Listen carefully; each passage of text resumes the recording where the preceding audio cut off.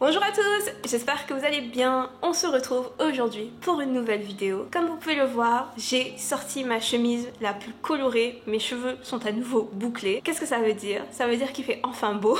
Ça veut dire que le printemps est enfin arrivé au Québec. Les températures chaudes, le soleil, bref, il fait super beau ici, ça me rend super contente. Ce n'est pas du tout le sujet de la vidéo d'aujourd'hui, mais il fallait bien que je commence quelque part. Dans ma vidéo sur mes lectures de mars, je vous ai dit qu'en fin 2022 et en début 2023, j'ai lu plusieurs livres dont j'avais vraiment envie de vous parler, mais que j'ai juste pas eu le temps de faire une vidéo dessus. Parmi ces livres, il y a des livres que j'ai mentionnés en vidéo, donc des livres que je vous ai montrés en vous disant que j'allais vous en reparler, pour ne finalement jamais le faire. Aujourd'hui, je vais vous parler de ces livres dont je dois vous parler, dont j'ai vraiment envie de vous parler et que j'ai juste pas eu le temps de vous présenter jusqu'à maintenant. Le premier livre sur ma liste est La prophétie des sœurs serpents d'Isis Labo-Caberia.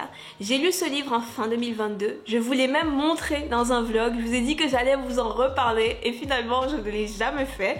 Comme j'aime tenir mes promesses et comme j'ai beaucoup aimé ce livre, je vais vous en parler aujourd'hui en détail. Je vais vous dire ce que j'en ai pensé aujourd'hui. Donc La prophétie des sœurs serpents est un roman fantastique profondément engagé, écrit par une autrice martiniquaise. Le roman nous présente 4 personnages féminins liés par un destin extraordinaire. On fait la rencontre de Naila, une adolescente d'origine martiniquaise mais qui a toujours vécu en France. Elle doit passer ses vacances scolaires en Martinique, ce qui ne la remplit pas de joie parce qu'elle n'aime pas beaucoup la Martinique. On rencontre également Nonum, une chamane Kalinago vivant en Martinique au XVIIe siècle. Donc les Kalinago, c'est l'un des peuples autochtones des Antilles qui a été presque entièrement décimé par des colons. Le peuple de Nonum est menacé par les Français qui occupent maintenant la grande majorité de l'île. Donc son peuple essaye de se faire à cet envahissement de manière pacifiste. On suit aussi Funmilayo, une prêtresse Yoruba qui est kidnappée et arrachée à ses terres d'origine pour être mise en esclavage en Martinique, aussi au XVIIe siècle. Et enfin, on suit Rosen, une adolescente bretonne. Elle est accusée de sorcellerie et doit quitter la France pour la Martinique afin d'éviter la potence. Donc ces 4 jeunes filles sont liées par une légende incroyable, la légende de la femme serpent, et leurs routes vont se croiser en Martinique afin de réaliser une ancienne prophétie visant à libérer la Martinique de ses souffrances passées. Donc ce roman, c'est un roman avec un rythme effréné qui est assez facile à lire mais qui transmet néanmoins une quantité astronomique d'informations. On apprend des tonnes de choses sur les peuples Kalinago, on apprend beaucoup de choses aussi sur l'esclavage en Martinique, comment les esclaves étaient traités, et enfin on apprend beaucoup de choses sur la Martinique en général, la faune et la flore de la Martinique. Même s'il y a beaucoup de choses que je savais déjà en commençant à lire ce livre, j'ai aussi appris beaucoup de choses. On sent donc qu'un très gros travail de recherche a été effectué derrière ce livre et c'est quelque chose que j'admire beaucoup. Maintenant pour l'histoire en elle-même, les personnages de l'histoire sont super attachants. Naila, Nonum, Funmilayo et Rosen ont toutes les 4 des personnalités bien définies et intéressantes. Le roman d'ailleurs est à 4 voix, il est raconté à la première personne, mais j'ai aimé en fait lire tous les chapitres, alors que d'habitude il y a toujours un personnage que j'aime lire plus que les autres, mais là c'était pas le cas, j'ai aimé lire tous les personnages. Nonum, Funmilayo et Rosen subissent des injustices et traversent des situations super douloureuses qui ne peuvent que nous faire éprouver de la compassion et de l'empathie pour elle. Quant à Naila, elle est un personnage auquel on peut facilement s'identifier et c'est aussi un personnage qui grandit beaucoup au fil du roman à mesure qu'elle en apprend plus sur ses origines et sur la Martinique. Au passage, j'ai beaucoup aimé le moment où elle entend parler du chlordécone et de ses conséquences sur la population martiniquaise pour la première fois. J'ai adoré le fait que bien qu'elle soit d'origine martiniquaise, parce qu'elle a toujours vécu en France, finalement elle en a jamais vraiment entendu parler parce que ça c'est quelque chose de très réaliste. Et finalement j'ai beaucoup aimé le message final du roman qui est un message d'espoir. C'est le genre de message positif qui me parle beaucoup. Malgré toutes les souffrances vécues par les personnages et toutes les épreuves difficiles qu'elles doivent traverser, il y a de l'espoir à la fin et il y a de la lumière tout au long du chemin. Dans l'ensemble, c'est donc un roman que j'ai aimé bien sûr.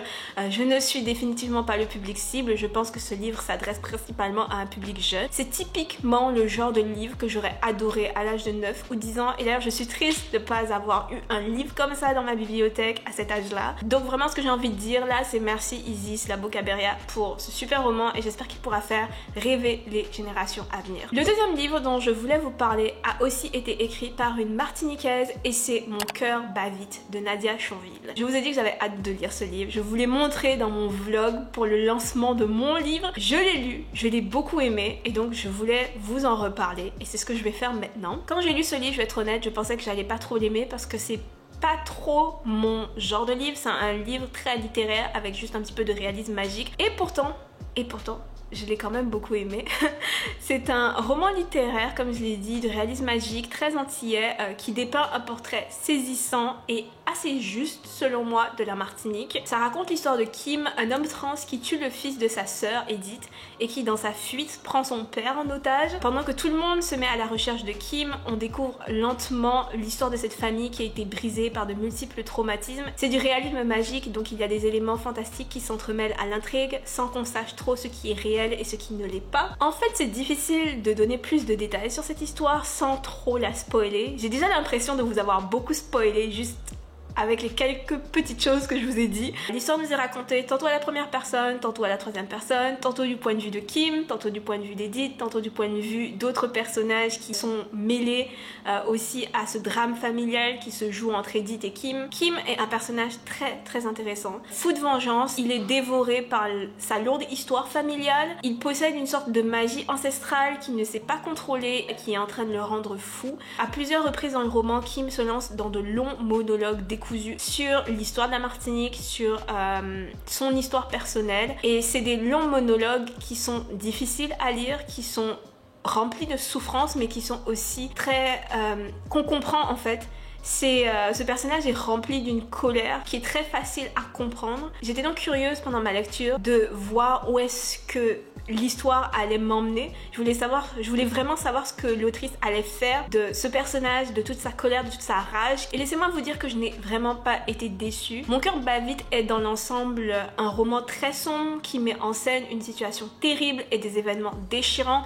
Mais le message final du roman est très beau et tout aussi rempli d'espoir que le message final de la prophétie des sœurs serpents. Je m'attendais à quelque chose de différent et donc j'ai été agréablement surprise par cette conclusion. J'ai le livre ici et je me suis mis un petit collant exactement à l'endroit qui m'a choquée. Kim ne sait pas que l'histoire a moins transmis la violence que l'amour. Je pense que cette phrase illustre parfaitement ce que ce livre cherche à dire. Certes, le passé des familles noires antillaises est très douloureux, plein de traumatismes et d'injustices, mais si nous existons aujourd'hui, nous autres afrodescendants, c'est aussi parce qu'il y a eu beaucoup d'amour dans ce passé. Il y a eu des mères qui ont aimé leurs enfants, il y a eu des familles qui ont protégé ces mêmes enfants envers et contre tous malgré la situation difficile dans laquelle elles se trouvaient. Donc finalement, oui, il y a de la violence et de la souffrance dans notre héritage, mais il y a aussi beaucoup d'amour. Il y a beaucoup d'amour qui a été transmis de génération en génération et c'est grâce à cet amour qu'on est là aujourd'hui, nous autres afrodescendants.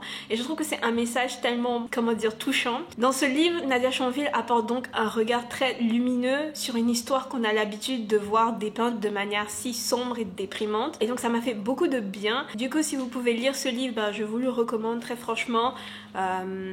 Je pense qu'il vaut le détour. Livre suivant, When Women Were Dragons de Kelly Barnhill. Je vous ai parlé de ce livre quand je l'ai reçu. Je vous l'ai montré, je vous ai dit que j'avais très hâte de le lire et c'était il y a déjà 1 an. Et en fait, il m'a fallu 1 an pour le lire. Je l'ai terminé seulement en début d'année. Et je dois vous dire que j'ai été un petit peu déçue. Donc je l'ai là, ici avec moi et je vais vous le montrer encore parce qu'en fait, je trouve que la couverture est vraiment magnifique. Les lettres sont un petit peu en relief. Ici, on voit l'œil d'un dragon. Bref, je suis très fan de cette couverture. Mais le livre lui-même, de quoi ça parle, pourquoi j'ai été déçue, je vous dis ça tout de suite. Donc ce roman est construit autour d'une idée super intéressante. Ici, en avril 1955, des milliers de femmes au foyer américaines, fatiguées par leur vie restreinte par la misogynie et le sexisme de l'époque, se transformaient subitement en dragons et prenaient leur envol. Et c'est ça en fait l'idée principale du roman. L'histoire est construite autour de cet événement fictif appelé The Mass Dragoning of 1955, appellation que je trouve super drôle. Alex, le personnage principal du roman, étudie les dragons ainsi que cet événement qui a complètement chamboulé la société américaine et sa propre famille. Maintenant une femme âgée, elle nous raconte l'histoire de sa vie, de ses 4 ans jusqu'à sa première année universitaire et elle nous raconte comment elle a vécu The Mass Dragoning of 1955.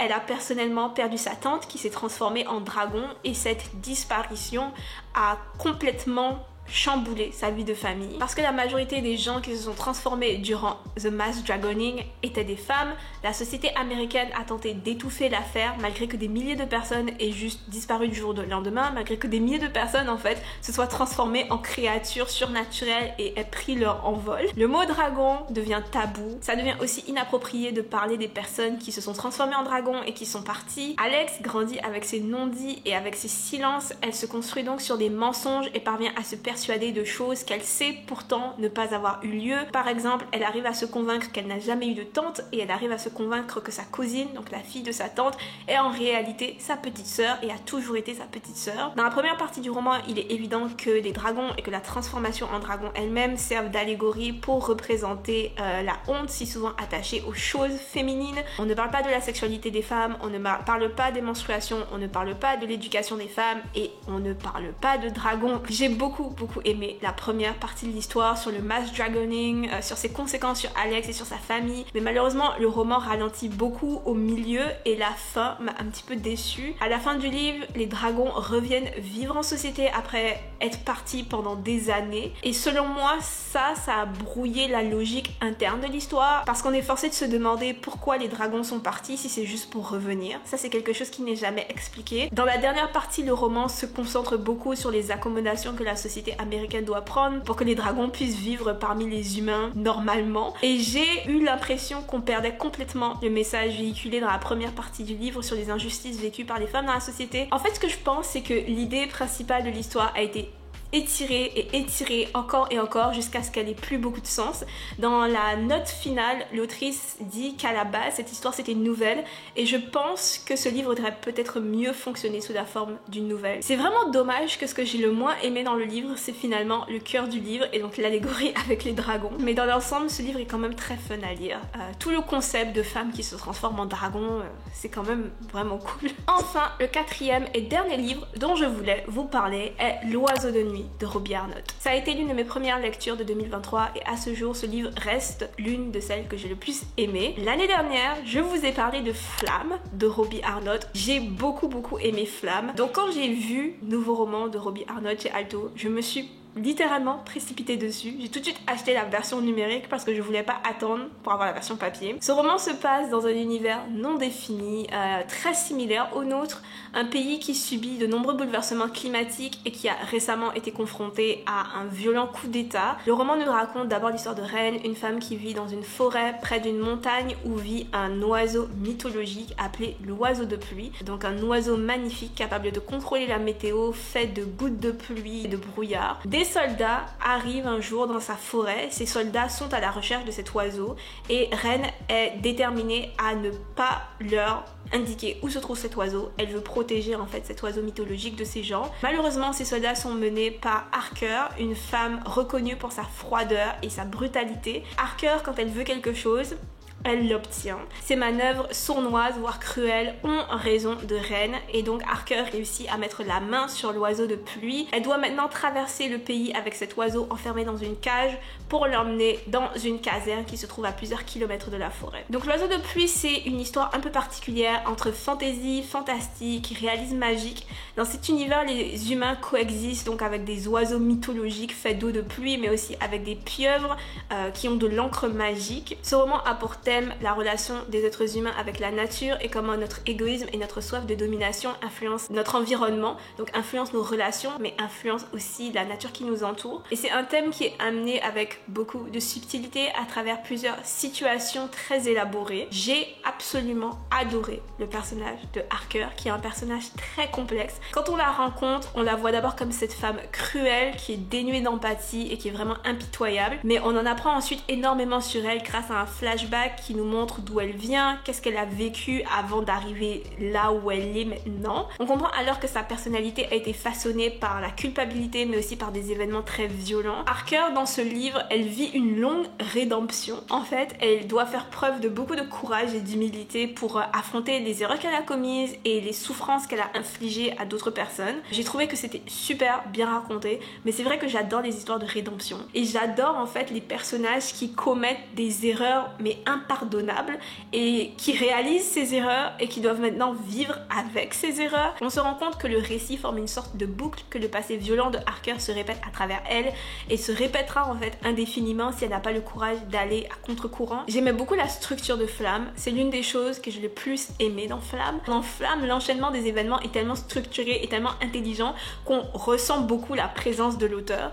Dans l'Oiseau de nuit, c'est quelque chose qu'on ressent moins, mais la structure reste impeccable. Bref, un très bon livre que je vous recommande et je pense que je vais de mon côté continuer de lire les livres de Robbie Arnott parce que décidément j'aime sa manière de structurer ses histoires. Voilà, nous avons fait le tour des livres dont je voulais vous parler. J'espère que cette vidéo vous aura plu. Si c'est le cas, pensez à la liker. N'hésitez pas à me parler de vos lectures dans les commentaires juste en dessous. On se retrouve très vite, portez-vous bien tout le monde.